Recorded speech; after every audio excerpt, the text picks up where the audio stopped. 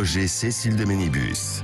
7h44, c'est le petit déjeuner de Damien Abad, député LR de l'Ain et président justement des Républicains à l'Assemblée nationale. Bonjour Damien Abad. Bonjour. L'intervention d'Emmanuel Macron et les mesures, c'est à la hauteur de ce que vit la France ou pas ? Écoutez, compte tenu de la situation sanitaire, le couvre-feu était un mal nécessaire. Néanmoins, c'est surtout un aveu d'échec et d'impuissance par rapport à un gouvernement qui n'a pas su réaliser sa stratégie tester, tracer, isoler. Sur les tests, c'est un échec parce qu'ils sont trop lents. Il y a encore 4-5 jours entre le moment où vous faites le test et le moment du résultat du test. Ouais. Sur tracé, c'est pire qu'un échec. C'est la Bérésina. Stop Covid n'a pas fonctionné. Et sur isoler, ça a été au bon vouloir des Français. Là aussi, il n'y a pas eu de contraintes et d'obligations. Donc c'est cet aveu d'impuissance qui aujourd'hui rend le choix impossible entre le couvre-feu, qui est en fait un confinement de nuit, ou le confinement total. Et donc, oui, le couvre-feu était nécessaire. Nous, en responsabilité, nous disons qu'il faut le faire, mais simplement, on le fait parce qu'on est au bout du rouleau. Et puis enfin, il y a quelque chose qui me frappe quand même, c'est que nos services de réanimation, parce qu'on a 30% de personnes Covid qui sont dans les services de réa, sont saturées. Ça prouve la vulnérabilité quand même de la France et des pays européens. C'est une anticipation aussi sur ce qui pourrait venir s'il y avait des cas supplémentaires dans les semaines qui viennent. C'est ce que laisse entendre le chef de l'État. Pas seulement, parce que le chef de l'État a rappelé que pour que finalement le modèle soit soutenable, il fallait qu'on tombe à 10-15% de personnes Covid en réanimation. Mais ce qui frappe aujourd'hui les Français, c'est quoi ? C'est que quand on a 30%, une épidémie qui fait qu'il y a 30% de personnes en réanimation, le pays s'arrête. C'est ça qui ne va pas aujourd'hui. On a besoin de quoi ? Pourquoi on ne fait pas des hôpitaux éphémères ? On ne mobilise pas la réserve sanitaire ? Pourquoi on ne forme pas davantage le personnel soignant ? Pourquoi on ait davantage de réanimation, comme en Allemagne ? C'est le cas en Allemagne, ils ont beaucoup plus que nous et pourtant leurs dépenses de santé sont plus fortes, basses que les nôtres. Et pourquoi alors, Damien Abad, selon vous, justement ? C'est pense... Olivier Véran qui ne met pas en pratique la politique de santé qu'il faut, c'est Jean Castex. J'ai vu un président de la République plutôt pédagogue, qui a dit les choses clairement, qui assume la décision du couvre-feu, qui est une décision responsable. Mais je vois dans le même temps un gouvernement dépassé, qui navigue à vue, un ministre de la Santé, effectivement, qui n'a pas tiré les leçons de la première vague, sur la formation du personnel soignant, sur l'augmentation également des lits de réanimation, sur la mobilisation de la réserve sanitaire, sur tous ces sujets très concrets, sur la réforme structurelle de la santé, l'organisation avec les agences régionales de santé. Et donc on a le sentiment un peu d'un hiatus entre un Premier ministre et un gouvernement qui aujourd'hui navigue à vue, et un président de la République qui essaye de prendre une décision difficile qui est celle du couvre-feu. Alors, Olivier Véran, là, vous le critiquez, vous demandez quoi alors ? Qu'il y ait un changement de gouvernement, enfin de ministre de la Santé, vous savez, une démission ? Non, mais non, je demande à ce que chacun prenne ses responsabilités. On ne peut pas demander simplement aux Français de prendre ses responsabilités. Il faut savoir qu'une décision comme celle-là, c'est un mal nécessaire, mais très difficile. Et mettez-vous à la place des cafés, des restaurateurs, du monde de la culture, du monde du sport. Enfin, en gros, personne ne peut se satisfaire d'une vie qui consiste à mettre au boulot. Alors, c'est qui ? C'est Jean Castex qui met pas bien les choses en musique ? C'est l'ensemble du gouvernement qui est responsable. Oui, mais il y a un patron du gouvernement. Vous savez, vous êtes le patron des Républicains. Patron, bien sûr, et le patron assume la responsabilité. Mais aujourd'hui, regardons les choses très clairement.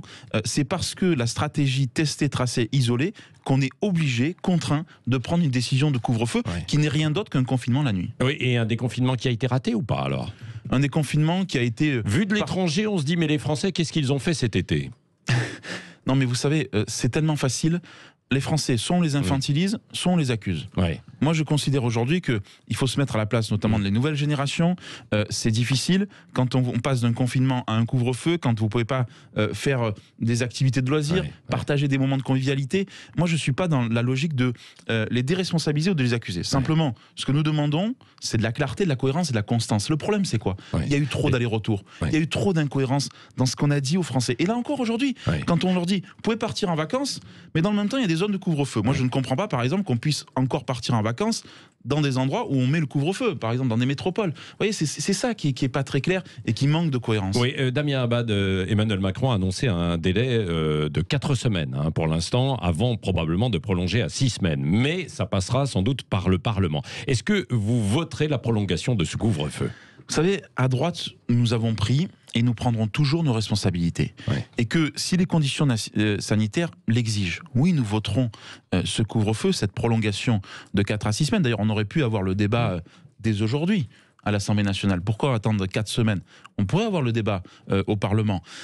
Vous avez le sentiment que l'opposition, les partis politiques, l'Assemblée nationale ne sont pas mis dans la boucle là, des décisions ? Je dis simplement que si on veut rassembler la France, si on veut partager les décisions, alors oui, il faut associer davantage les oppositions. Mais au-delà de ça, la question, elle est surtout de dire, nous prendrons nos responsabilités.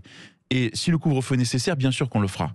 Mais dans le même temps, et nous le faisons dans la commission d'enquête sur le Covid avec Éric Ciotti, nous voyons que ce en même temps sanitaire ne fonctionne plus. C'est ça la réalité. Nous voyons aussi les échecs, les contradictions dans la politique du gouvernement qui fait qu'on est obligé de prendre des décisions très difficiles et très contraignantes sur le plan des libertés individuelles. Ouais. Stop Covid, alors ça n'a pas marché, a dit Emmanuel Macron hier soir. Il n'a pas dit que c'était un échec, il a dit que ça n'a pas marché. Comment vous avez pris c'est le plus beau en même temps de l'histoire d'Emmanuel Macron. Parce que nous expliquer que ce n'est pas un échec mais que ça n'a pas fonctionné, franchement, c'est quand même difficile à comprendre. La vérité, c'est que ça n'a pas fonctionné, donc c'est un échec.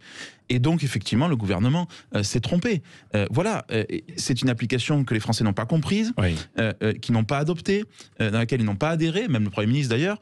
Et donc, oui, c'est un échec, alors que ça peut être peut-être un outil, comme d'autres, qui peut être efficace. Et là, vous avez compris la nouvelle application qui devrait être mise en place, tous anti-Covid.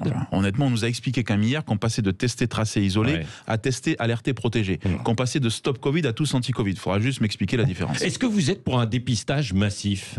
Certains spécialistes et scientifiques disent qu'il faudrait un dépistage massif, ce serait la véritable stratégie. Mais nous le disons depuis le début.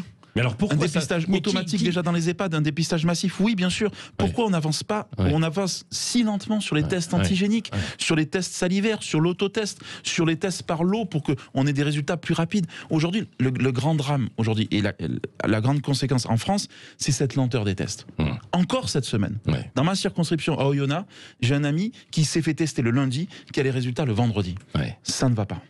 Est-ce que c'est un moindre mal aussi pour l'économie tout de même ? Alors c'est vrai que les restaurants et une partie des loisirs vont souffrir, sont un peu sacrifiés, mais le reste du pays va pouvoir fonctionner. Sur l'économie, on a besoin de deux choses. On a besoin, au-delà des dispositifs de chômage partiel qui sont indispensables, d'une annulation des charges sociales et fiscales, notamment pour toutes les entreprises qui sont à l'arrêt et pour toutes celles et tous ceux qui font un chiffre d'affaires inférieur à 50%. La deuxième chose que nous demandons, que le président de la République n'a pas pris hier, c'est la transformation du PGE, du prêt garanti par l'État, en fonds propres.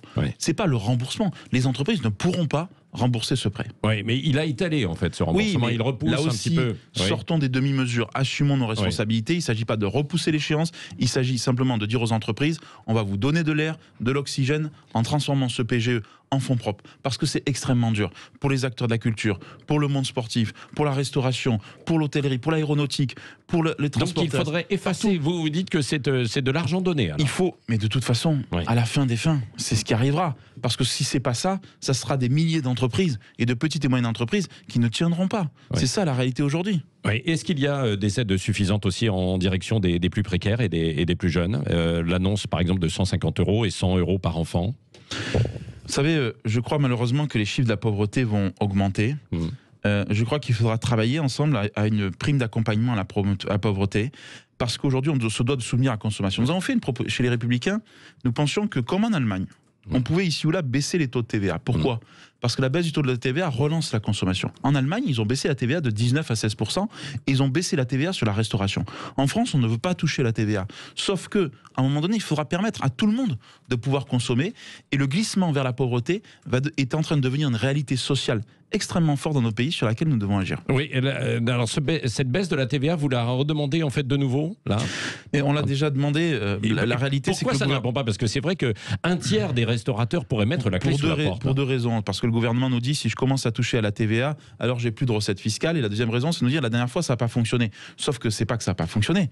C'est que la TVA, il faut l'assumer pour que ça soit une reconstitution des marges. Ça permet aux restaurateurs tout simplement de passer le mois. Et de passer le mois avec ses employés. C'est ça l'enjeu de la baisse de la TVA. Donc je pense que ça a une utilité, ça suffit pas en soi. Mais c'est un mal nécessaire. Quand vous perdez la moitié de votre chiffre d'affaires, au moins qu'on évite de vous taxer sur ce que vous gagnez. Question avec Cécile de Ménibus. Emmanuel Macron a dit hier que le virus allait nous emmener jusqu'à l'été, cet été. Est-ce que ça veut dire qu'il faut repousser les élections régionales ? Moi, en tout cas, il faut que le débat soit sur la table et rapidement. Pourquoi ? Parce que moi, j'ai pas envie que ça soit le feuilleton de l'hiver. Franchement, avec la crise sanitaire, avec la situation économique de notre pays, ça serait malvenu que tout le feuilleton de l'hiver pour les responsables politiques, ça soit la question du maintien ou pas de l'élection. On voit aujourd'hui que la situation sanitaire se tend. On voit qu'il y a de vraies interrogations. Moi, je demande à ce que ce débat, il soit tranché avant la fin de l'année et qu'une décision soit prise avant la fin de l'année pour pas qu'on nous balade. Mais vous pensez quoi ? C'est quoi votre Moi, préconisation? je pense, écoutez, si à un moment donné on a une situation sanitaire de couvre-feu dans lequel il est difficile pour les gens de se déplacer si on freine tout, honnêtement, je pense que la question du maintien des élections se posera à ce moment-là. Voilà. Mais prenons cette décision ensemble, sans arrière-pensée de politique politicienne, et pas trop tard non plus, pour éviter un feuilleton qui serait désastreux dans l'opinion publique. Oui. Est-ce que vous réclamez un grand débat à l'Assemblée nationale? Parce que là, vous dites tout à l'heure, on n'a pas été consulté. Là, sur les élections régionales, est-ce qu'il faut les reporter? Est-ce qu'il y a besoin d'un grand débat à l'Assemblée nationale? Oui, il faut un débat à l'Assemblée nationale sur globalement les mesures qui sont prises sur le plan sanitaire et économique. Actuellement, on est dans le débat budgétaire, mais on pourrait très bien organiser un débat pour dire, voilà, quelles sont nos propositions, quelles sont nos préconisations pour sortir de cette crise sanitaire difficile, en responsabilité de cette situation économique. Je vous ai fait ce matin un certain nombre de propositions. Chez les Républicains, nous en faisons régulièrement au gouvernement. Je pense qu'il ne faut pas avoir peur du Parlement. Le Parlement, c'est un lieu de débat. Mais vous n'êtes plus entendu au Parlement? Vous savez, depuis le début du quinquennat, malheureusement, on n'a pas été suffisamment entendu. Mais ça, à la limite, c'est le jeu démocratique. Mais ça devient une urgence ou pas, surtout, alors, justement, mais vous savez, c'est pas simplement que la droite soit entendue, c'est que les Français sont entendus.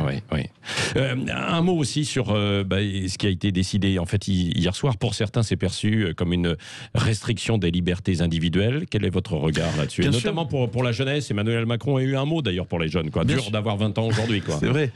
Mais bien sûr que c'est une restriction de liberté individuelle. Donc ça nous exige quoi? Ça exige que cette mesure soit efficace. Parce que si vous restreignez les libertés des gens et que dans le même temps cette mesure est inefficace, alors là, ça sera une colère des Français. Donc, si on restreint les libertés individuelles, il faut l'efficacité. Ça veut dire quoi? Ça veut dire du contrôle, de la sanction.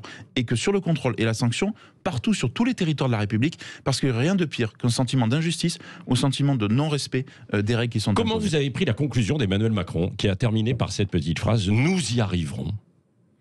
Vous savez, il faut gagner. Il l'a répété. Oui, mais on ne peut que partager cette volonté de combattre et de battre le virus à la fin des fins. Simplement, on n'y arrivera pas n'importe comment, dans n'importe quelle condition. Pour y arriver, il faut de la constance, de l'humilité, de la cohérence et de la clarté. Et ça a beaucoup manqué au gouvernement ces dernières semaines. Oui, et vous craignez aussi des tensions? Dans le pays, on le voit déjà en fait. Alors, vous savez, quand on voit ce qui s'est passé avec les forces de l'ordre, quand on voit ce qui s'est passé à Champigny, d'ailleurs, il n'y a pas eu un mot sur les policiers.